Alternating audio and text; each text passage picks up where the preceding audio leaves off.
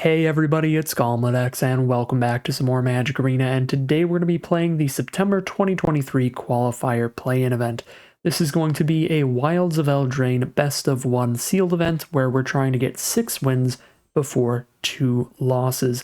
If we manage that, we will get entry into the Qualifier weekend coming up next weekend, and that is the 2-day long tournament where you are competing to potentially gain entry into the next Arena Championship.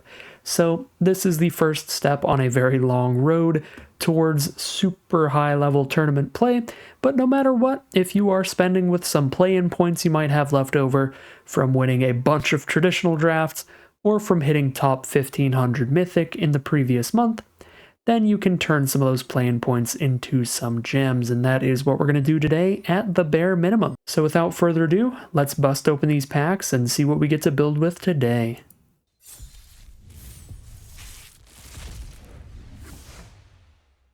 Taking a quick peek at our rares, nothing super exciting here. A lot of these cards are much better at constructed where you can really build around them, like Will, Scion of Peace, reducing the mana cost of your spells equal to the amount of life you've gained this turn. Not something that's going to happen super duper often in sealed.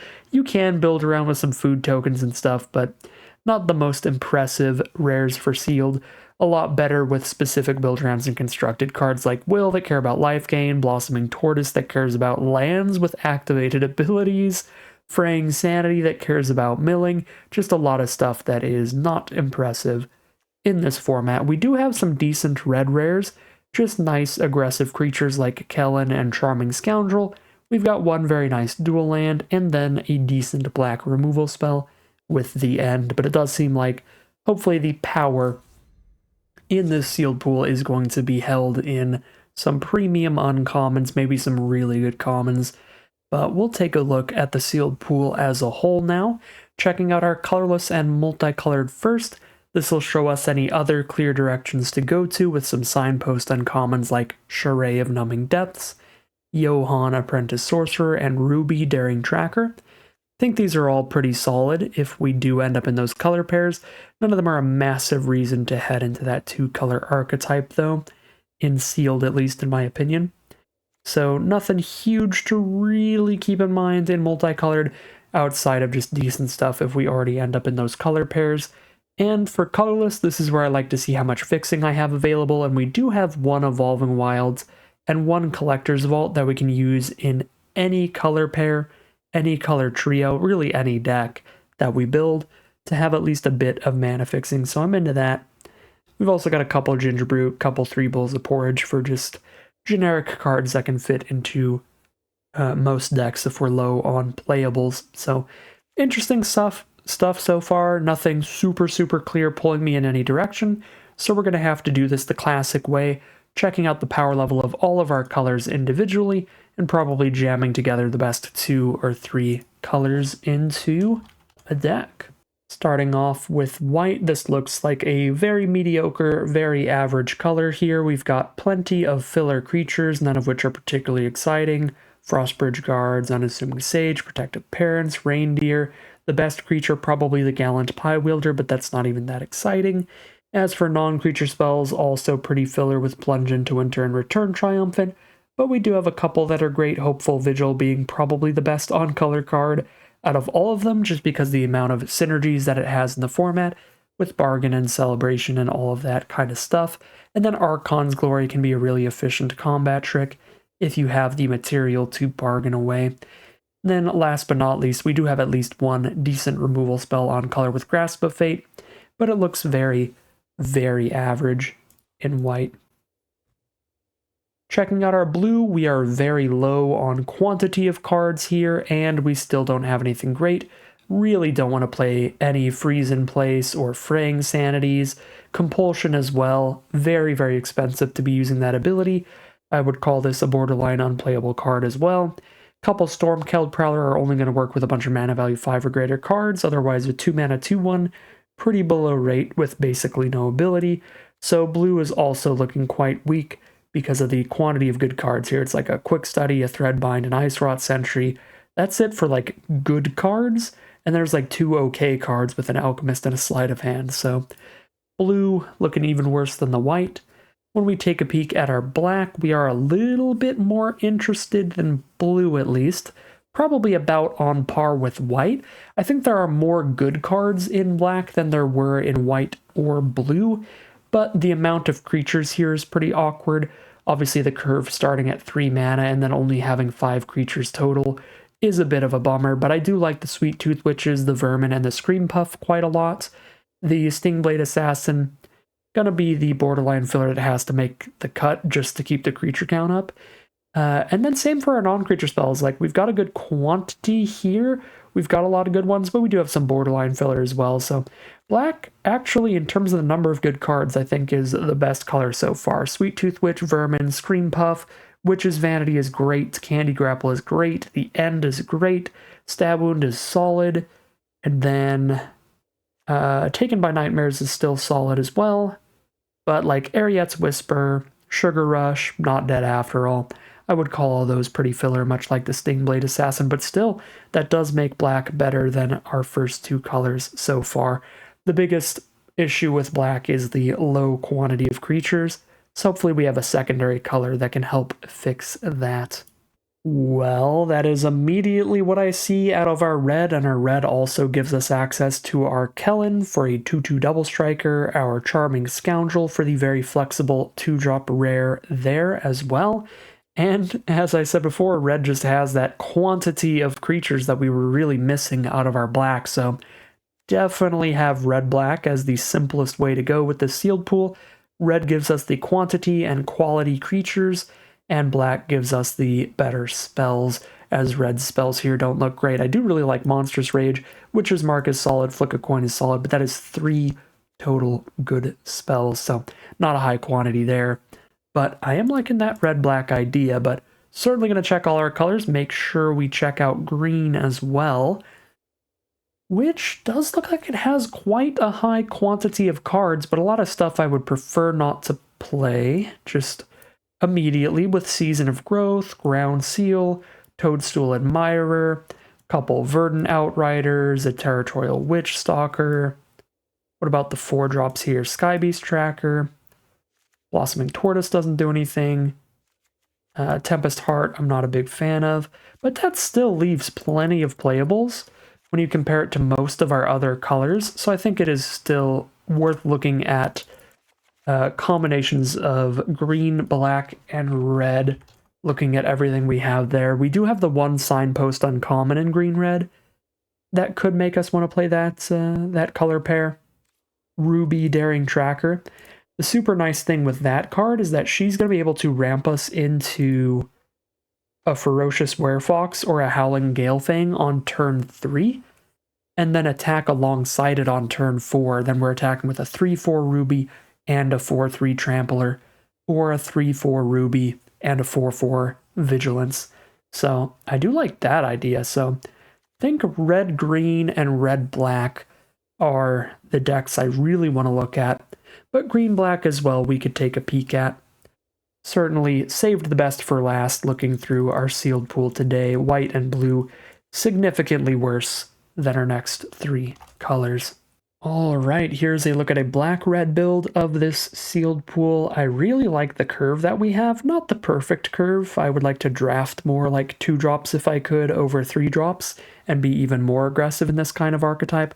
But in sealed, you don't have a perfect say over your mana curve, and this is pretty dang good by sealed standards. So I'm definitely into that.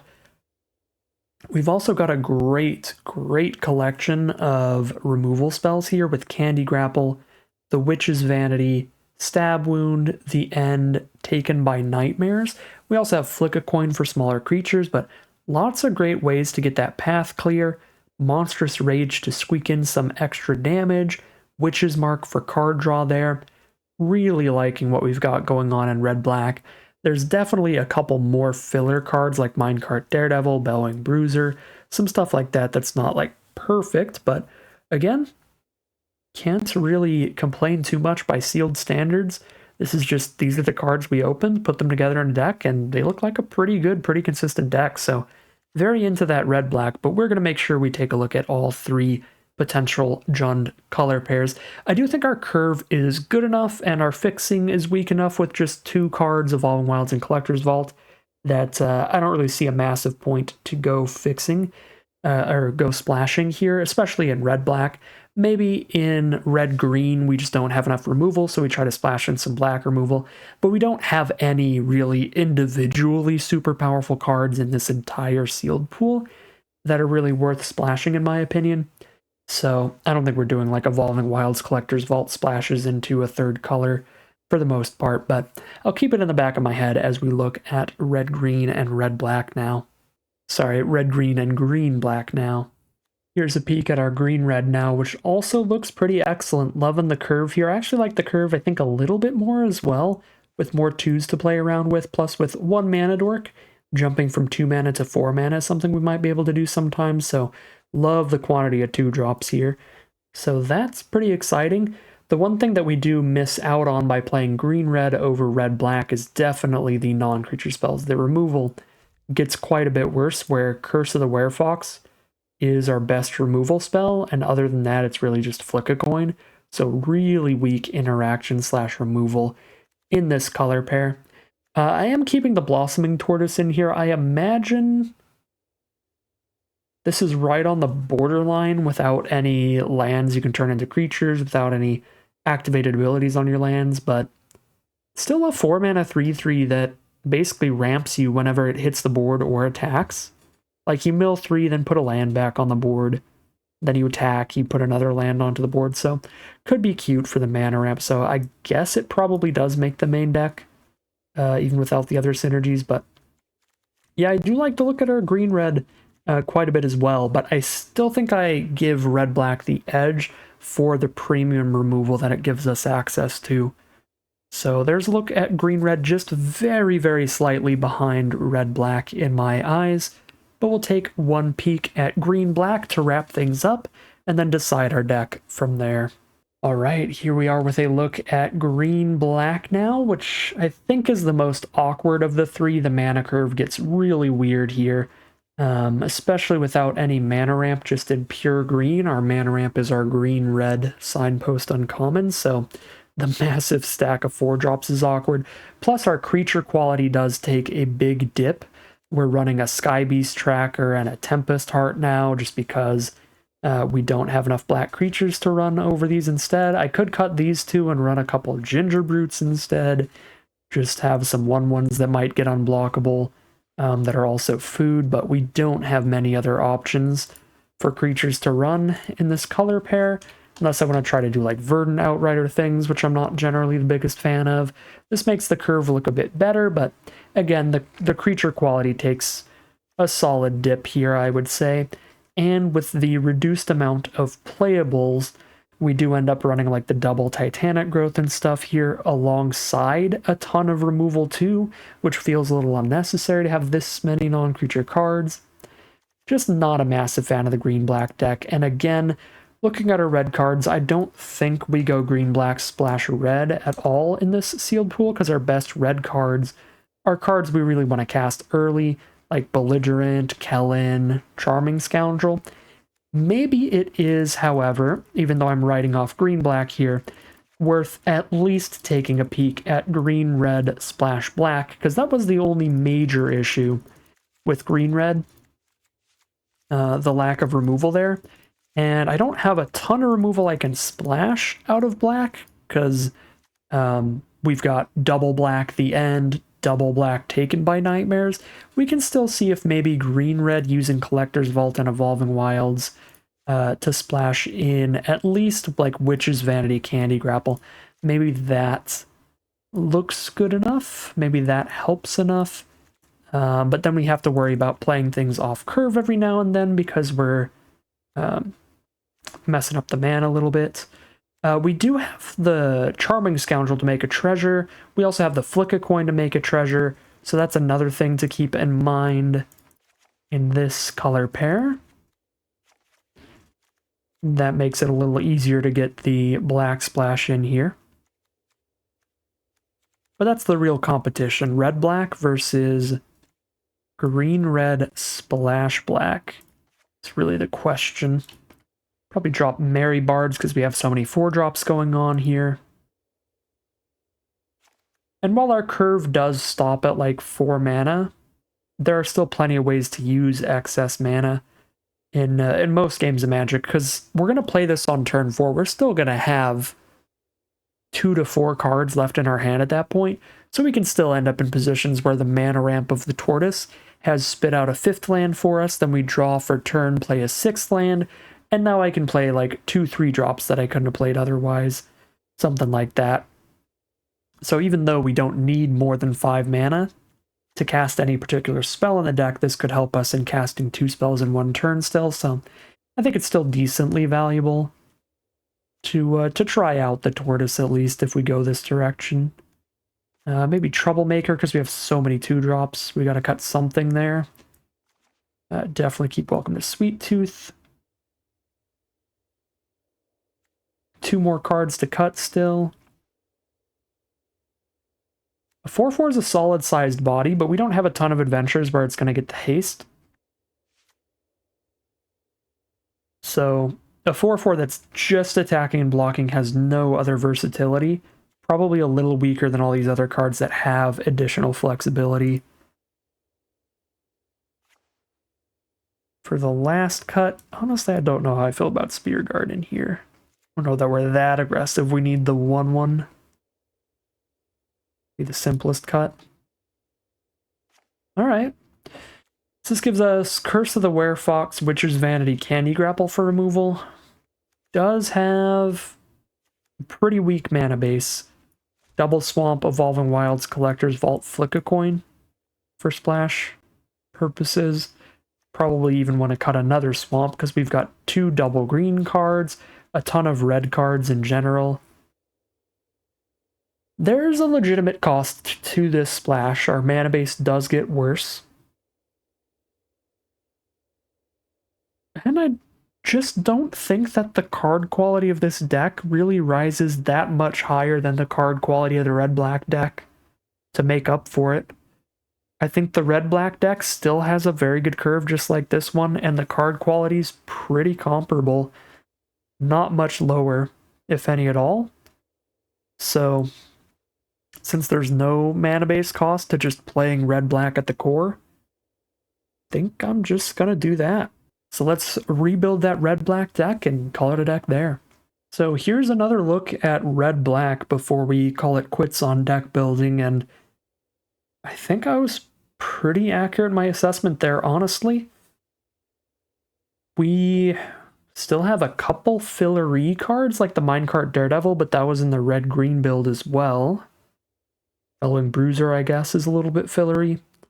But the stuff that we lose in quality by losing like a Hamlet Glutton and a Tortoise, we gain back by now gaining the End and Taken by Nightmares for very excellent removal spells. It seems really like basically equivalent card quality, slightly worse curve, but slightly better mana.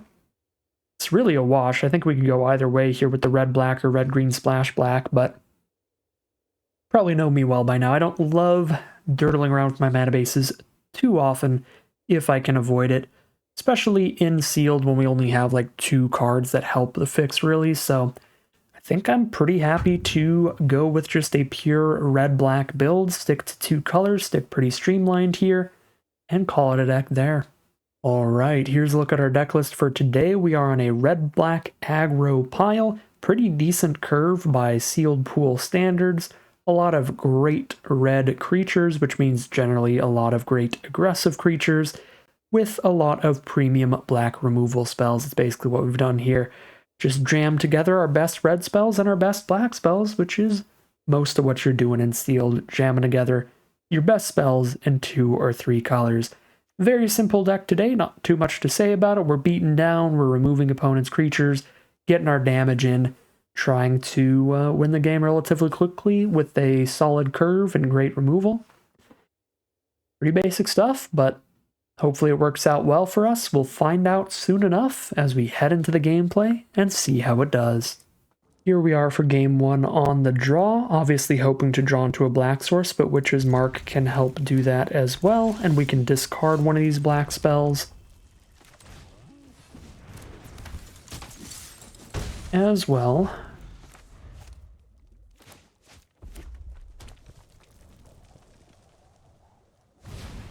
There's the Scalding Viper. Well, I'm going to discard the 4th mountain because that's incredibly redundant.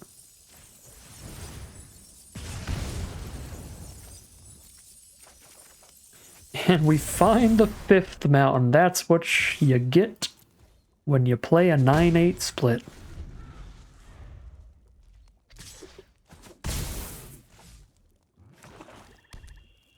As close to even as we could be on an odd amount of lands. Alright, well, this is bad. Opponent goes Scalding Viper into Lord Skitter's Butcher. It's gonna be a painful few turns for us. Could just drop their Daredevil as a blocker to trade into Butcher on blocks. Definitely don't want to drop the Merry Bards. Does Spear Guard block well? It trades into Viper. Yeah, I could give up on getting Ride the Rails value and just play the Daredevil and pass. Could get a little greedy and attack with Spear Guard and see if we can kill Butcher off of Ride the Rails. Highly unlikely that that happens. It may just be better to play Daredevil. We can use the Grabby Giant for our first black spell. Get a treasure here, but I think I would do that next turn because I can do that and cast one of these next turn. I think we just play the defensive here.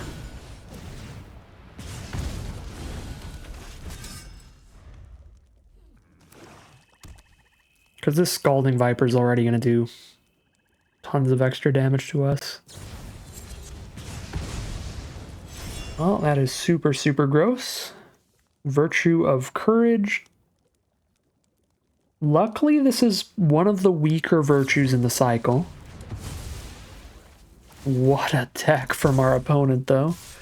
I was going to say the other half, the enchantment half of this virtue, doesn't do much, at least.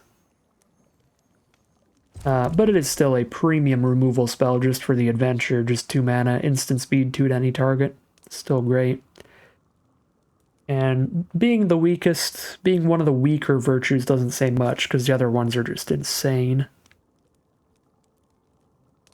11 life here. Get shot for the face when I cast anything. Or get shot in the face when I cast anything. Could get a treasure and Stab Wound Viper, but then I go down to 9 just from casting those spells and I have no blockers up. Could just play the giant for a 4/3. Could drop the Merry Bards and try to get a trade going.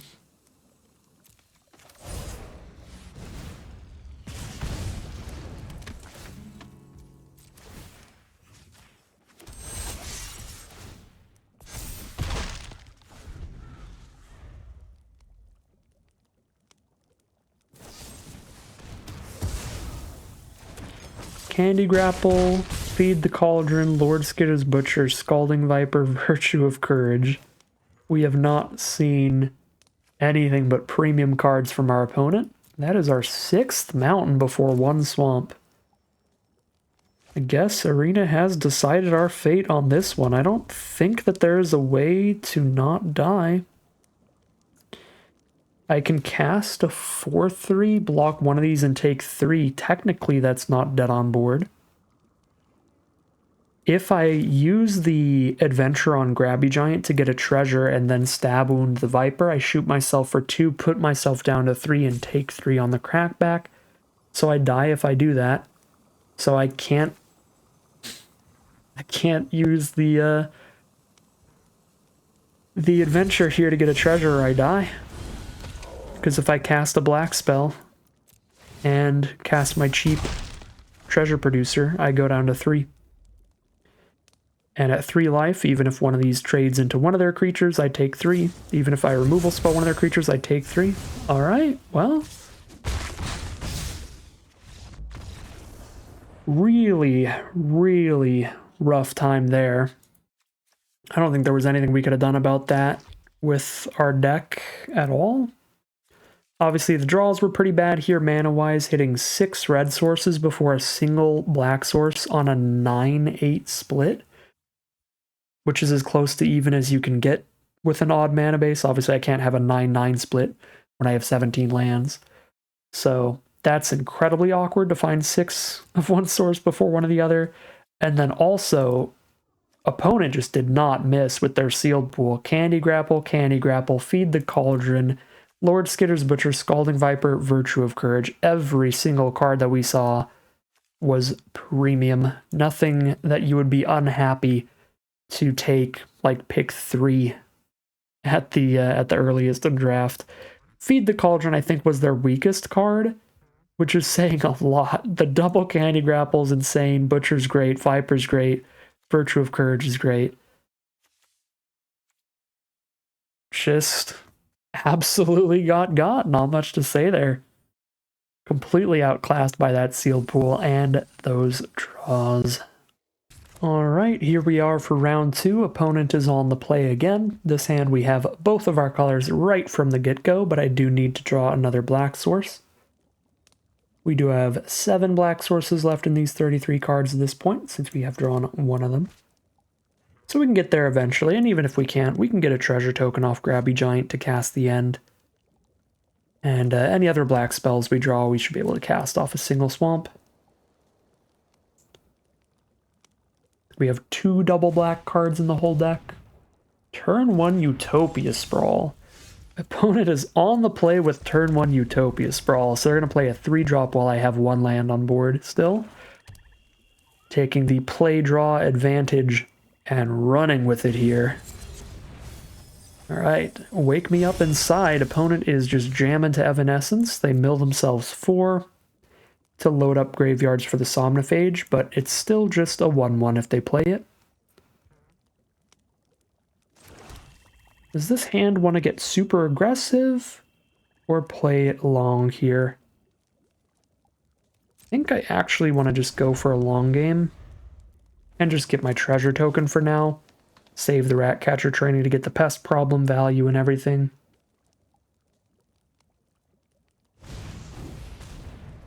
Alright, there's the Somnophage.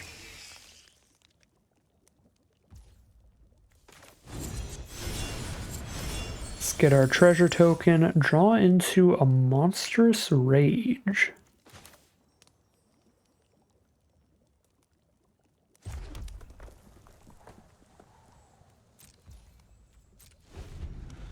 Past turn, we're holding up our instant speed removal, and we can just get some rat tokens during their end step. They have 5 mana up now. There's a Scream Puff. We can exile that, but I think I'd like to do that without spending my treasure token if I can, which I certainly can do. Ooh, but now I could flick a coin at the Somnophage. And I can't resist that. That's just too efficient. We'll take 1 hit from Scream Puff, let them get a food token, and then we'll clear it out with the end.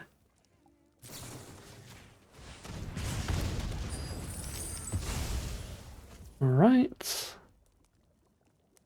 2 treasure tokens hanging around. Do I get the mana investment for Ratcatcher training out of the way right now? I think I do. So we'll still have 1 treasure left for future purposes.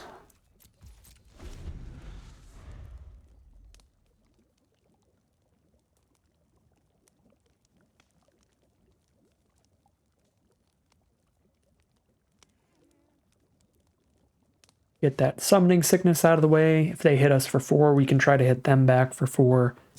But obviously they'll have a food token too. Alright, Field the Cauldron is very okay.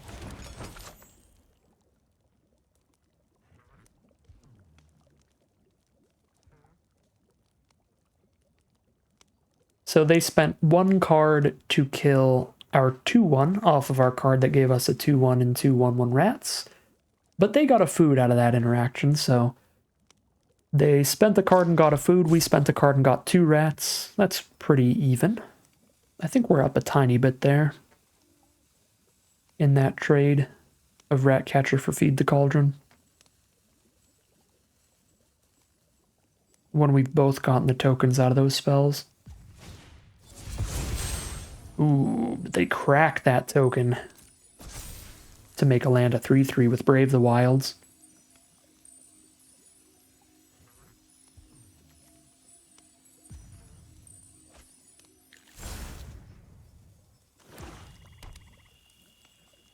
I could exile every forest from their deck.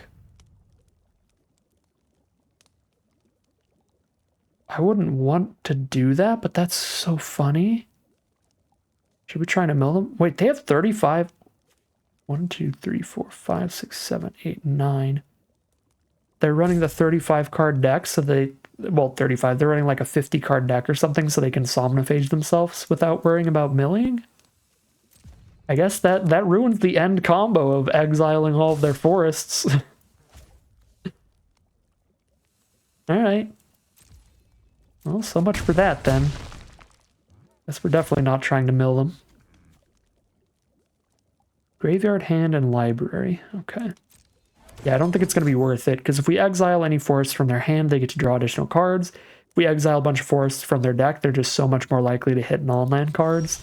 So I think I'm still just exiling Scream Puff here instead of the forest. Which is a little sad because it's super cool that I could do that. But I'm definitely not supposed to do that. Very cute to think about though. So let's see what's in their hand and deck here. They have a Skybeast Tracker. Stormkeld Vanguard is an issue. 5. They don't have the 6 mana for it yet. They do have another Scream Puff in deck. They've got Hamlet Agatha's Champion, Devouring Sugar Maw. Okay, that stuff is really scary. They have a Curse of the Werefox, double Tangled Colony. Man, I'm just going to be jealous of everybody's sealed pool. I don't like how they built their deck, but the quality of cards in there is insane at the top end. Like, I definitely don't think they need Ground Seal. Some cards like that running around, but yeah, Sugar Maw Champion. Entitle this video just an hour of Gauntlet being jealous of everyone else's sealed pools.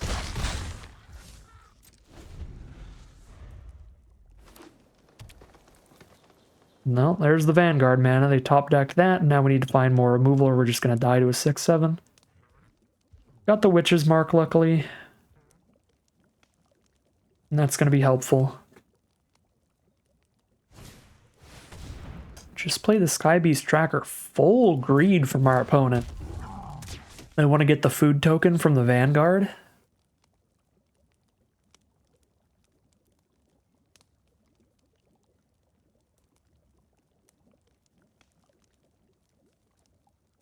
There are no artifacts on the board they should be trying to kill with their... Oh my god. Okay, we've got a shot then. Because there goes Stormkeld Vanguard. I guess we take those. Definitely never target a treasure token with an adventure of any kind. Your opponent can just sack it for free and your creature will die.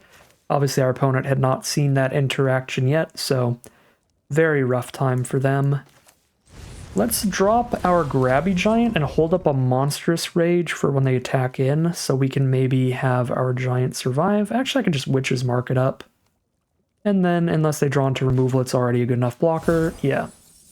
Just want to set up a blocker that's big enough to stop them from attacking. And try to use our newfound card advantage that we got off of them trying to blow up our treasure to turn this game around. Yeah, I mean, that was the pivotal turn of the game. If we do get the victory here, that is the line that will have cost them. So really unfortunate for our opponent, but at least they will probably remember that for the rest of time.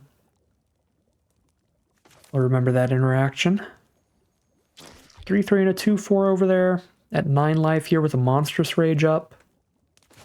Let's actually drop a Bruiser. This thing's a 6/5 if I buff it. They could double block. I trade into 1 creature. I think I'd be fine with that. We just trade into the forest probably. Yeah, I mean, we have the quantity of cards here. We just need to chip through. We can trade our cards 1 for 1 and win this game eventually. Alright, cool. Actually, probably should have just played this and not even used the haste, to be realistic. I think that's just one of those things that's really instinctual to do. Like, you're thinking of haste, so you're like, I gotta get that haste value. It attacks the turn it comes in, no summoning sickness, but it's like, it attacks worse than Grabby Giant, and it blocks better. Well, it blocks just as well as the Grabby Giant. So we might as well attack with the better attacker and just hold this one up as a blocker, even though it's got that haste. Okay, now we super win the game. Because we're going to try to 1 for 1 Agatha's Champion trade here. Ah, no, never mind. If they used it on Bruiser, we would super win the game. But using it on Giant, I can't make it so Giant survives.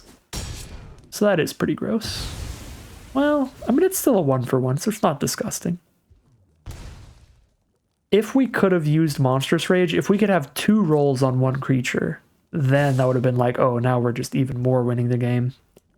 But unfortunately, each creature can only have 1 roll on it per player, so I can't put a monster roll on my creature that already has a Wicked roll, so I can't give it a 5th toughness in response to that.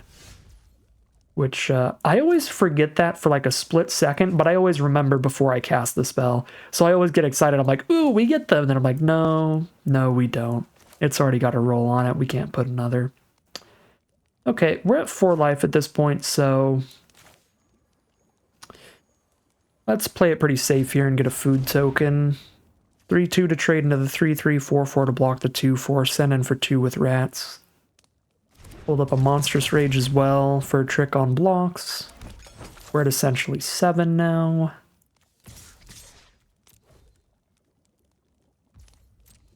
And not playing another creature plays around them having a Sweet Tooth Witch. I'm sure there are other cards. Rankle's Prank would be one. There's a few different cards that could just straight up kill us if I tap out here. One of them being a common is a pretty decent reason to hold the mana up. If the only thing they could have that could kill us was like a Rankle's Prank to make each player lose 4, then maybe I'd tap out to get more creatures down.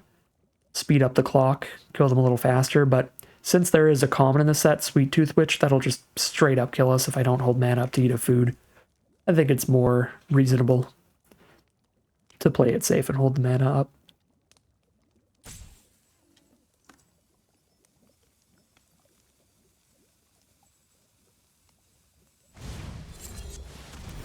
Alright, use the Bramble Familiar's adventure here.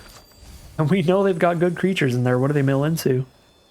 The 2/3 flyer makes us discard a card, probably? They could pick up the Tangled Colony. We're at a low enough life total that just taking the damage is not a great position for us. And if we trade into it, they get a ton of rats to just kill us with. So they have some great options there. The Coven or the Colony, I think, are both excellent for them. Coven will be a choice.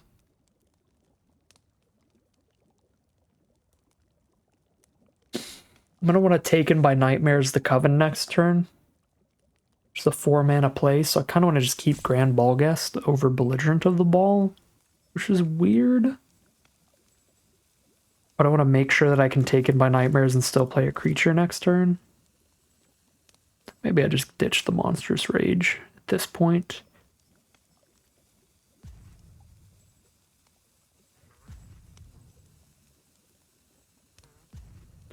I guess worst case scenario, if I ditch Ballguest, I can take him by Nightmares and Monstrous Rage. If I'm that opposed to discarding Monstrous Rage, I should be okay with Raging instead of Guesting.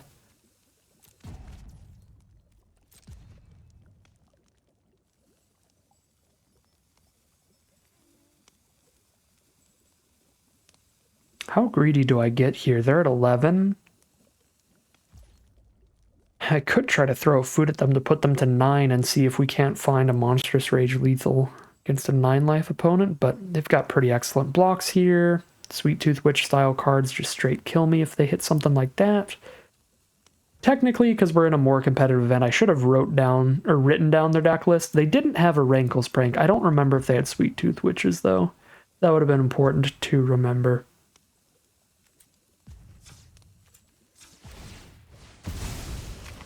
Then we could really know what we need to play around here. Alright, we hit the land so I can play Belligerent and Taken by Nightmares, which is beautiful. If they let me just eat this on blocks, I'm pretty okay with that.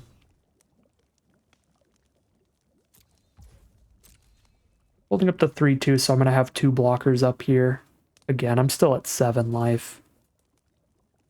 I don't want to get that aggressive, even though I have the Monstrous Rage to make like a really good attack with Sweet Tooth Witch still. I don't think it's worth it. Okay. I'll kill a Sky Beast Tracker. Pretty chill with me. Alright, pass turn. Belligerent to the ball is on the board.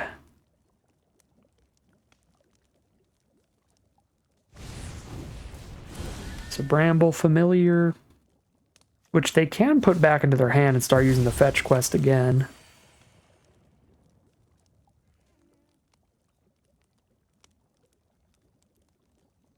I guess I see what they're going for with their deck build. They have a few more mediocre cards than I would personally want to run, like the Sky Beast Tracker. But especially the Ground Seal. But it's so that they can have a very high number of cards in their deck for cards like Fetch Quest and Can't Wake Up, to not just like straight mill them out. There's no reason to play this pre-combat. I'm not going to discard Monstrous Rage. I guess if I play it pre-combat, I could trigger the Celebration. But that triggers the beginning of combat, which would mean I'd have to Monstrous Rage before my beginning of combat step, and then they would know that I have a Monstrous Rage coming, so I don't think that's worth it. I should still hold back a blocker. Hold back the Belligerent.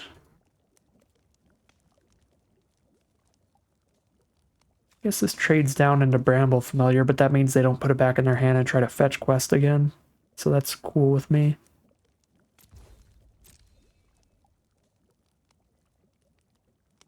And there's always the option of Monstrous Raging.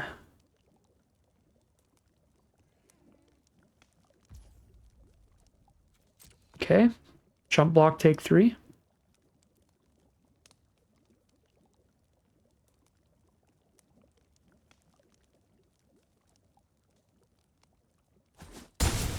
Jump block, take 3 it is. Drop a Boundary Lands Ranger and pass the turn.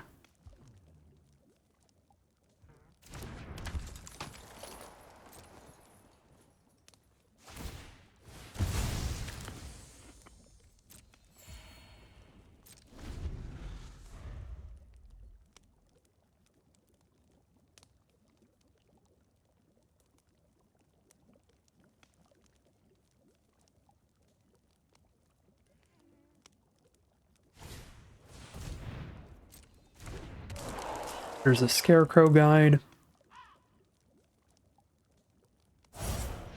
And a Spiteful Hex Mage. Just reducing the Scarecrow Guide. Reducing the Forest. Okay, we still don't have lethal. They go block, block, block. We trample on this one. 6, 7, 8, 9, 10. Yeah. So go to combat, discard a mountain, draw a card. Minecart Daredevil, that makes attacks feel a little bit more free, although I need to not die on the crackback. I will have a second blocker no matter what. Let's Yeah, screw it. I'll hold up the Boundary Lands Ranger and the Daredevil here. Actually, I should be attacking with the rats now that their board's reduced to mostly 1 toughness creatures. And I have Double Trick. This is the turn that we actually attack with rats too. Okay, we can make all of this in our favor by going Monstrous Rage here. I think I missed out on 1 point of damage there. If we raged the other one, it would be 1 more point of damage. Don't think it matters though. Super wide board state against nothing on board. And that is going to be the victory for us there. We are 1-1. Very big turnaround there. Certainly felt like a loss early on. Think the biggest turning point of the game was that our opponent did not know that if their adventure fizzles, then the entire creature goes to the graveyard. So had they not cast Bear Down, if they just held the Vanguard in their hand and went to cast it next turn, they probably would have killed us. We probably would have been dead here, because I think it took us a couple extra turns before we hit another unconditional removal spell that could kill a 6/7. I don't think we had anything out that could really block Vanguard, at least not well. So that was like the big misplay of the game. We had some loose lines as well, obviously missing a point of damage here and there 1 or 2 times, but still do get there in the end. Here we are now on the play for game 3, and I am loving this hand. This is my favorite so far. Charming Scoundrel for the treasure token, so turn 3 we can put a young hero roll on it with Merry Bards.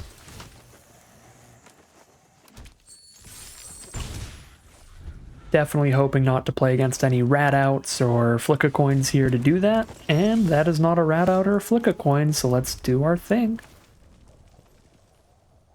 Could just candy grapple the Fawn immediately though, to slow our opponent down. Which is pretty reasonable in my opinion. No 4-drop next turn. Still gets to just hit them for now. Then I can play Merry Bards without cracking the treasure, so I still have that for another pivotal turn later if I need to. This might play poorly for me, but I'm just going to grapple the Fawn. I've been in a lot of positions myself where I've dropped the Fawn and it's like, if this thing dies, I'm in a bad spot, so fingers crossed our opponent's in one of those positions. Can certainly happen. Alright, opponent dropping a sweet rare right afterwards is not one of those positions. This is 3 mana 3/3 with a bunch of extra value. Next turn they can grab a creature or basic from their deck if they want by sacking the 3/3, or they can just wait and it's a 3 mana 3/3 that gets +2/+2 and trample in a couple turns. So that's kind of gross. Just jam out my 4/4 haste since I kept my treasure, and then I still hit them this turn. I think that's reasonable.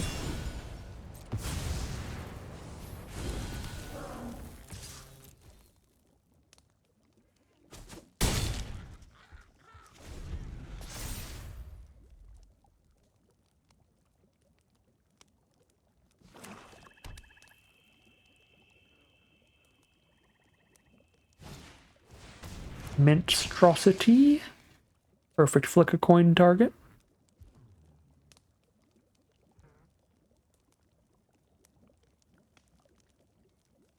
Tap out for another dork.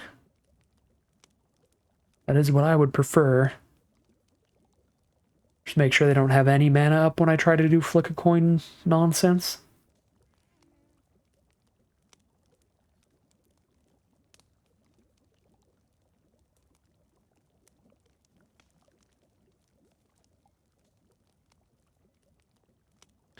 They might have their own candy grapple, but they want to wait to bargain something away until the Saga is going to die to its own ability naturally or something here. Because you can bargain away a Saga in response to its 3rd ability. So that you get the 3rd ability, and since the Saga was going to get sacrificed anyway, you get your bargain value too. Brave the Wilds. That could have been part of what they were debating. Did they want to sack the Redemption to just get another 3/3 here? Chose not to, just get a mountain.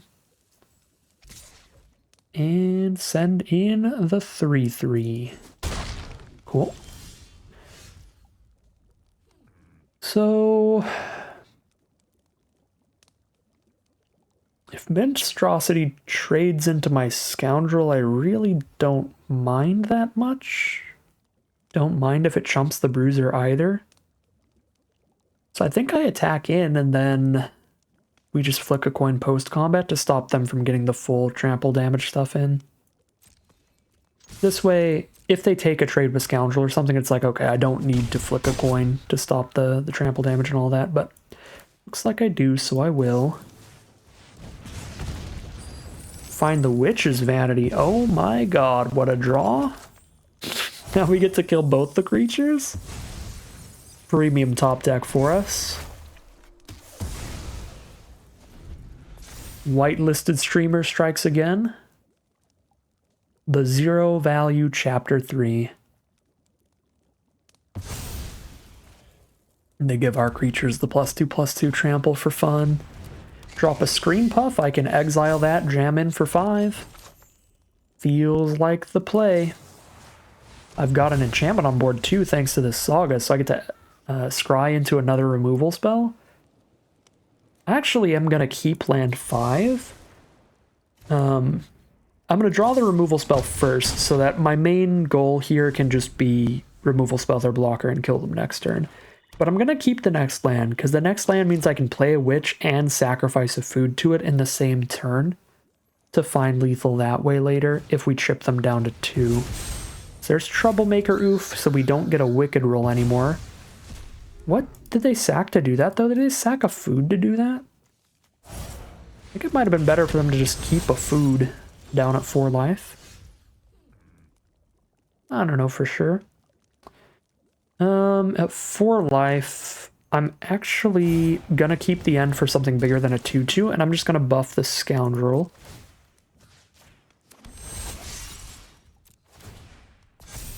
Alright, it was a hard choice for our opponent, but now that I think of it, it was probably better for them to sacrifice the food. Because Scoundrel would have been attacking as a 2/2 with a Wicked roll, so we'd be threatening like 4 damage off that over time by getting past this little 2/2 oof. Alright, well, they're super dead on board, but we'll go for the Sweet Tooth Witch. Don't even have to think about combat.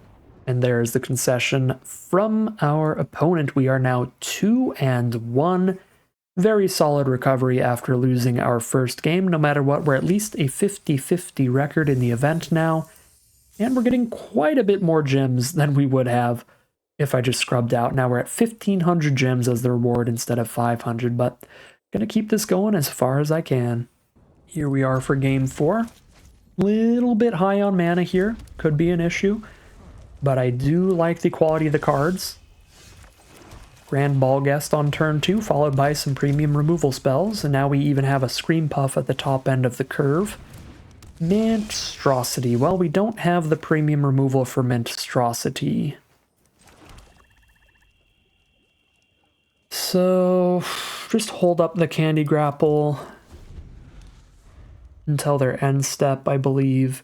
Could aggressively grapple the Monstrosity here, but I want to see if they play a better creature. Pretty likely with 3 mana up. If they play a creature, it'll be better. Okay, they're going to Gatekeeper the Guest back to our hand. I could grapple my own Guest to kill their Gatekeeper, but I don't think that's right, because I also kill my Guest to do that. Yeah, no, I think we just grapple the Monstrosity. At this point, they've got 1 mana up. That's not going to be enough to play a better creature than Monstrosity then. And next turn, we're tapping out for Merry Bards. And then we'll still have Taken by Nightmares to get rid of the 6/5 when they go for that. It's a Belligerent as the draw. That's kind of spicy. Alright, Young Hero roll on the Merry Bards. If it sticks around, it will eventually be attacking as a 5/4.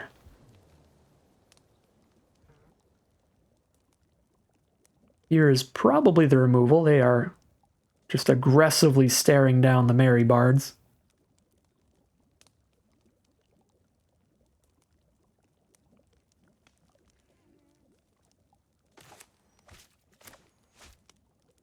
We're doing great on drawing non-lands, actually to the point where we do need to draw 1 land at this point. So we can cast the Ball Guest and the Belligerent, or just the Scream Puff here. And they do feed the Cauldron the Merry Bards. They do decide it was scary enough. I'm going to go for Scream Puff. I'm just going to get the big Death Toucher down, and then next turn I can play Guest and Belligerent, trigger the Celebration so the Scream Puff gets a Menace attack in, so we can get a food. Yep. Guess I could also Taken by Nightmares their Scream Puff, if it annoys me enough.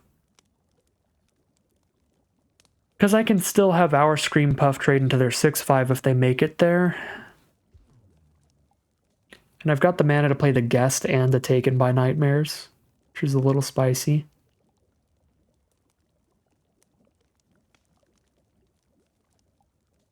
Feel like I'm cool with just going Guest Belligerent here and saving Taken by Nightmares.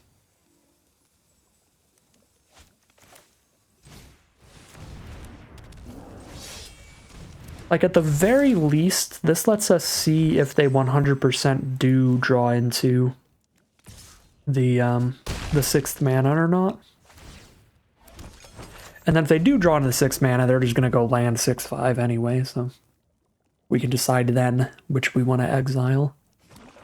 Alright, there it is. They're probably just playing a 6/5, but maybe they have something better to do. Agatha's Champion. That's pretty gross, yeah. Excellent, 2 for 1. Well, Taken by Nightmares would have played dramatically better, awkwardly. But couldn't have foreseen that coming. Okay, now we're just behind by a lot. Because I Taken by Nightmares a Scream Puff, I don't get any Scry, and then I'm a little ahead on board, but they have a 6/5 coming down, which I then trade into, and then I'm behind on board, plus they're up 2 cards.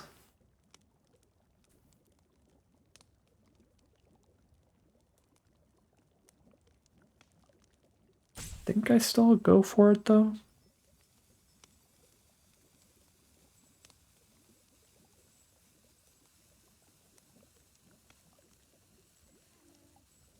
Because Scream Puff is basically like equally valuable to Gatekeeper. I guess if they have more Agatha's Champion style creatures, we might be able to find a 2 for 1 off Taken by Nightmares, but it feels unlikely. I think we've just missed our opportunity to do that.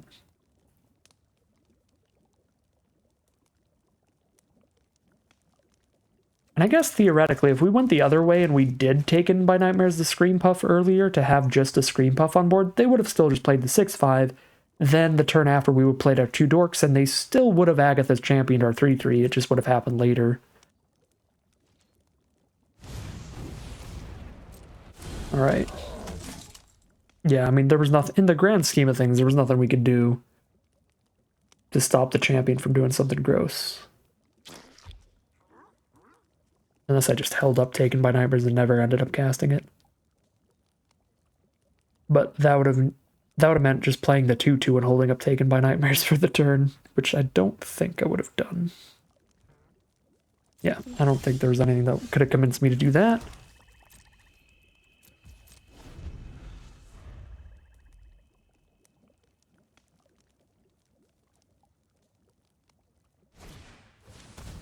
There's Prophetic Prism for the cantrip for our opponent.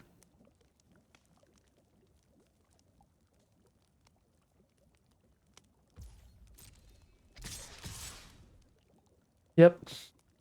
Puff trades into one of these, Taken by Nightmares trades into one, and we're 4 cards behind at this point, because they've gotten a 2 for 1 from Agatha's Champion, and we flooded a little. Tis what it is.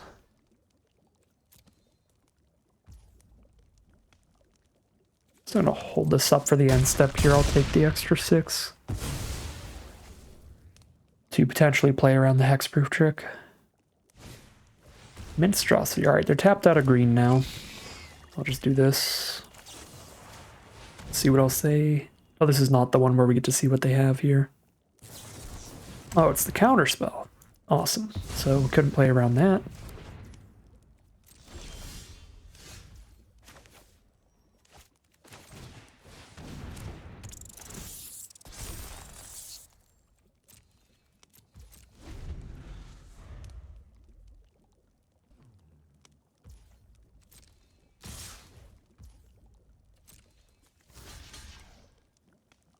Take like 10 now?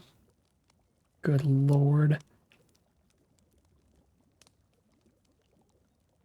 guess I take like 10 no matter what I do, and I have a lot more cards that can trade into Monstrosity than Champion. If they have any instance here, it doesn't matter. I lose regardless. It's like what they have, Titanic Growth or Candy Grappler or something. I have no viable blocks regardless if that's the play.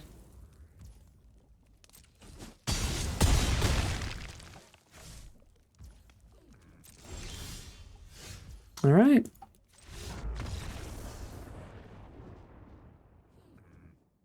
2 and 2 is where it's going to end. Just 1,500 gems out of the event, but pretty reasonable, I think, to get a 50-50 win rate with this deck against the quality of decks we ran up against. I think almost every round, I think our opponent's decks were just a little higher quality, but especially our first loss. That was the best deck of the night. Was the very first deck we played against. They had just incredible stuff over there. So again, I think this deck was solid, pretty reasonable stuff in a 2-color build. Maybe even like slightly above average, but just got outclassed by some bigger top-end stuff in that final match, and really outclassed by just an exceptional sealed pool for the first round. Doesn't feel like there was much we could have done gameplay-wise to change things. And in that final matchup, even our best build against that deck, I think, still loses, because we just don't have top end in the sealed pool at all. In terms of competing with just the size of creatures they had, our green-red build definitely would have played better in that matchup, because then we'd have a 6/6 Hamlet Glutton, a Gale Fang, some Werefoxes, but that's kind of it. 3/4 power creatures and 1 6 power creature for top end stuff. Did feel like they had quite a bit in their deck, at least hitting all of that early, so feels like that round also could have just been a loss for our sealed pool. Regardless, the one thing that could have went different in gameplay in our second loss is if I was completely prophetic and just knew exactly what was going to happen. If I had read that they had Agatha's Champion in hand, I could have held up the Taken by Nightmares and just played a 2-drop just to play around Agatha's Champion. But I think we had so many ways to play there that were like mana efficient and spent all our mana, got aggressive on the board, hit them for some damage. It was going to be really hard to decide to go with that line, because basically the only thing that line plays like really well against is Agatha's Champion. Otherwise, you're just wasting time and mana to just play a 2/2 and hold up the Taken. So, I don't know. Obviously, in hindsight, that line would have went really well, but I think without knowing, with at least like 75% certainty that your opponent has Agatha's Champion in hand, I don't think you should go with that line. And obviously, we had no information whatsoever as to whether or not they would have that. So overall, obviously not exactly where we would want to be, but not a horrible day. 50-50 win rate, get a bunch of gems here, and we've got enough play-in points left over to play through this event again, so that will be tomorrow's video as well. We'll be giving it another shot, hopefully open up a bit of a better sealed pool, maybe playing a bit better, or getting into some better matchups overall. And maybe we can try to take it to that 6-win run tomorrow, but however far we take it will be solid with me, because we'll be turning some play-in points into some gems that we can use on any events. But that is going to end today's video. As always, I'd like to thank my patrons and YouTube members for supporting the channel, as well as you for watching the videos. If you're interested in seeing some more videos like this, you can always like, comment, and subscribe. If you'd like to catch me live, you can check out the Twitch channel in the link in the description below. And if you'd like to support the channel directly, you can check out the Patreon link in the description below.